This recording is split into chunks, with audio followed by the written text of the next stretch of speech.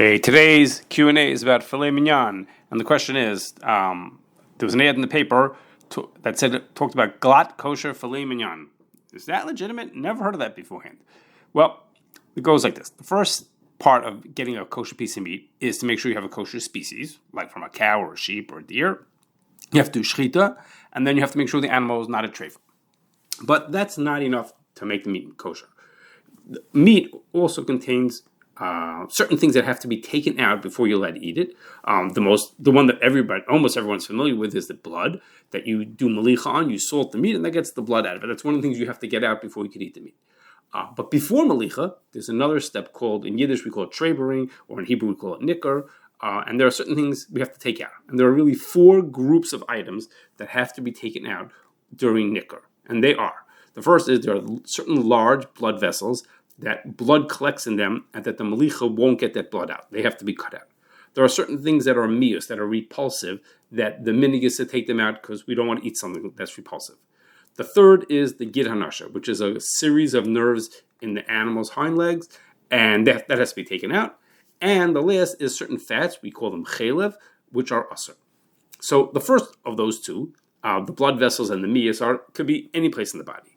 The third and the fourth, the gid hanasha, and the derisa parts of chaylev, the things that are also as chaylev derisa, are almost exclusively in the back half of the animal, the hindquarters. That get hanashas are obviously in the hindquarters, and almost all of the chaylev derisa is in the hindquarters as well.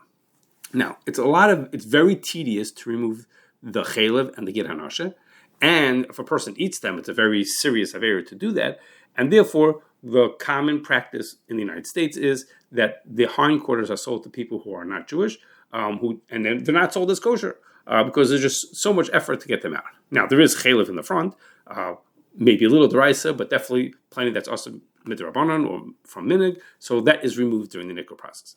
Now, all the major reputable hashkachas in the United States follow this practice where the hindquarters are not accepted as kosher, and they're sold off to people who don't eat kosher.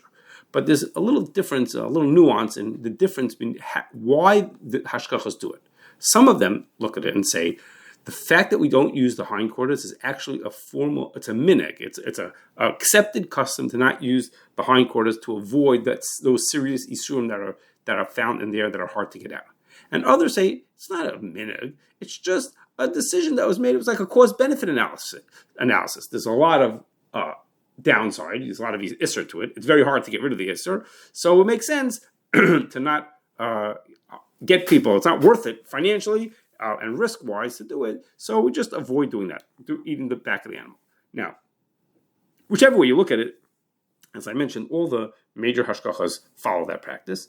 And filet mignon, which is what the question was about, filet mignon is a cut of meat which is from the hindquarter. So you're not going to find filet mignon with a mainstream hashkacha on it, because none of the mainstream hashkachas would certify meat that's found in the hindquarters. Now, there are individual rabbis who will do that, and they say it's not a minig, that's not anything, and they could certify it. I guess if you saw that it was a rabbi who took that position, but you have to realize that that person is going against the consensus to not give the hashkacha, and you also have to wonder or question whether that person takes on other leniencies that might not be accepted, aside from the fact that he's allowing the hindquarters that others don't. Maybe there are other things that he's doing that are also not up to standards. It's something to think about. Now, all that I've said so far is true in the United States and many other countries, but certain places in Eretz Yisrael and other places, they have a long-standing minhagim to do nikur even on the hindquarters. And if you belong to one of those communities, then 100% that you should eat it without a question. But again, most of in the United States and in many other communities, it's not accepted to use that. One little addendum is that Rabbi Yashiv said that this idea that we don't use the hindquarters is specific for cows and sheep and goats. Why is that?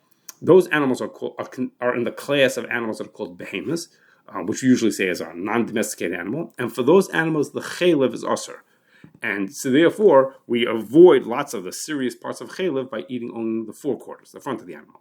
But a deer is a chaya, and the chaylev of a chaya is mutter. So the gid hanasha has to be removed even from a chaya. But if you remove the gid hanasha from the chaya, the the idea that we don't eat the hindquarters does not apply to deer, and therefore, if you wanted to have filet mignon or some other cuts of meat that come from the hindquarters, like a T-bone steak, in a venison, you could have that. That would be acceptable to have that, even though it would not be. We would not have that from a behemoth, like from beef.